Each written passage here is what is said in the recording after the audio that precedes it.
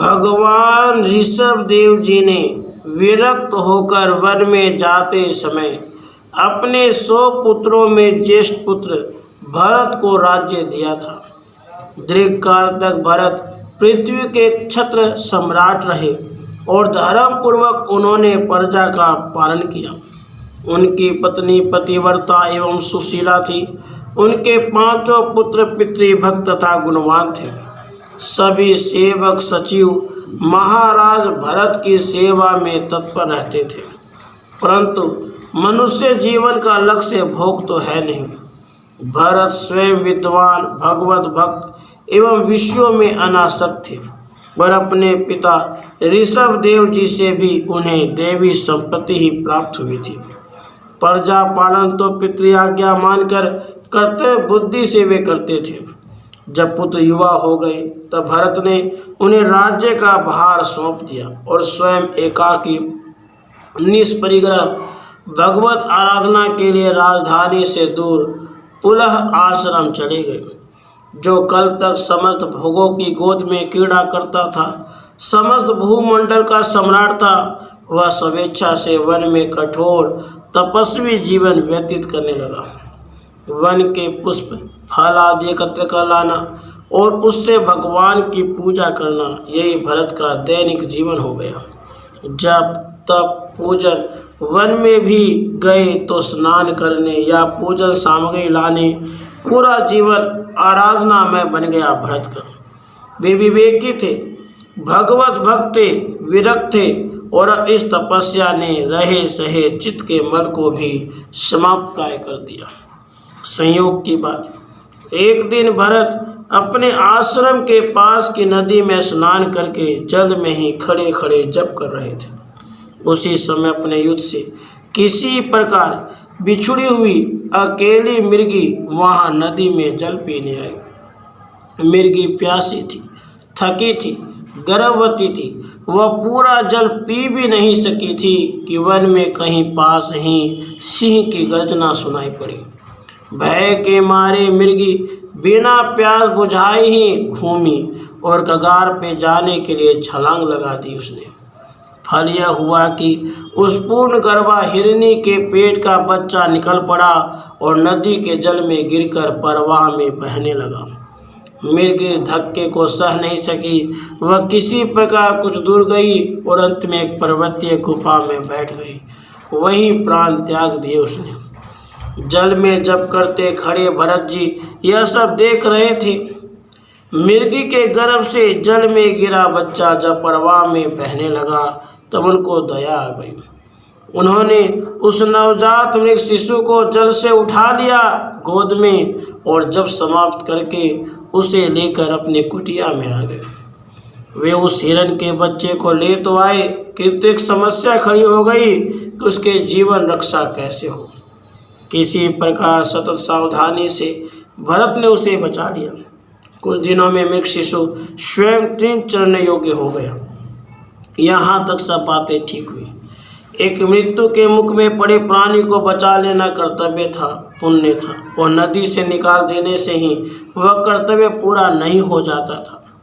मृग शिशु स्वयं आहार लेने में और दौड़ाने में समर्थ न हो जाए, वहाँ तक उसका पालन एवं रक्षा तो सर्वथा उचित था।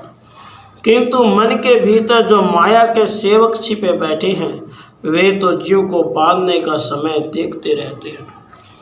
कभी के सम्राट भरत जो साम्राज्य के वैभव का, अपने पुत्र आदि का भी त्याग कर चुके थे, उनकी आसक्ति मन से सर्वथा निकाल चुके थे। वन में एकाकी थे, अकेलेपन का गुप्त भान था मन में, और सप्ताहों तक उन्हें उस मृग शिशु का बराबर ध्यान रखना पड़ा। सावधानी से उसका पालन करना पड़ा। मोह को अवसर मिल गया। अनासक्त भरत के मृग शिशु में आसक्ति हो गई। उस हिरनी के बच्चे में उन्हें ममत्व हो गया। मन बड़ा धूर्त है। वह अपने दोषों को कर्तव्य, धर्म, आवश्यक आदि नाना तर्कों से सिद्ध करता ही रहता है। भरत के मन ने उनसे कहना प्रारंभ किया, यह बेचारा मृग शावक अनाथ है, इसकी माता मर गई है, अब हम ही इसके माता पिता हैं। यह हमारी शरण है, इसका पालन पोषण हमारा कर्तव्य है। मन के दोस्त जहाँ एक बार अवसर पा जाते हैं, वहाँ फिर तरंग से समुद्र बनते उन्हें कहाँ देर लगती है। मृग शावक में भरत का मोह बढ़ता गया। वे संध्या पूजा के बीच में भी उसे उठकर देख लेते, पूजन के पश्चात उसे आशीर्वाद देते। यदि मृग शावक कहीं वन में चला जाता तो व्याकुल होकर उसकी प्रतीक्षा करते, और कुछ देर होती उसके लौटने में तो उसके सकुशल लौटने की देवताओं से प्रार्थना करने लगते। काल तो किसी बात की प्रतीक्षा करता नहीं। भरत का भी जीवन काल समाप्त हुआ और मृत्यु का समय आया। मृग शावक जो मृग हो चुका था, उनसे अत्यंत प्रेम करने लगा था। मृत्यु के समय वह उनके समीप बैठा उनकी ही ओर देख रहा था। भरत भी उसे बड़े स्नेह से देख रहे थे और व्याकुल होकर सोच रहे थे, मेरे बिना यह बेचारा कैसे रहेगा। इसी दशा में उनका शरीर छूट गया। भगवान ने तो स्पष्ट बता दिया है गीता में, यम यम वापि स्मरण भावम तजत्यन्ते कलेवरम तम तमेवैति कौन्तेय सदा तद्भाव भावितः। साम्राज्य त्यागी विरक्त शास्त्रज्ञ और ज्ञानी दीर्घ काल तक भगवत आराधना करने वाले भरत मृग शावक का चिंतन करते मरे।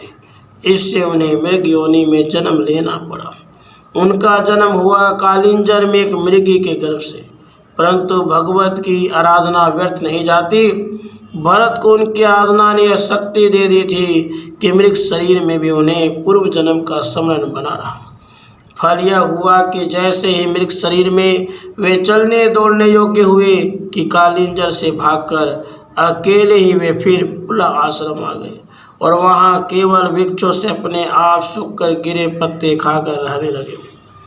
समय आने पर वहाँ के पवित्र तीर्थ जल में स्नान करके उन्होंने शरीर त्याग दिया। भरत का तीसरा जन्म हुआ एक ब्राह्मण के यहाँ भी उन्हें अपने पूर्व जन्मों का स्मरण तथा ज्ञान बना रहा। इसलिए उन्होंने अपने को ऐसा बना लिया जैसे वे सर्वथा बुद्धिहीन पागल हों। उन्हें बराबर भय रहता था कि बुद्धिमान एवं व्यवहार कुशल बनने से सांसारिक व्यवहार में पड़कर कहीं आसक्ति न हो जाए। उनके व्यवहार का अटपटापन देखकर लोग उन्हें जड़ कहने लगे।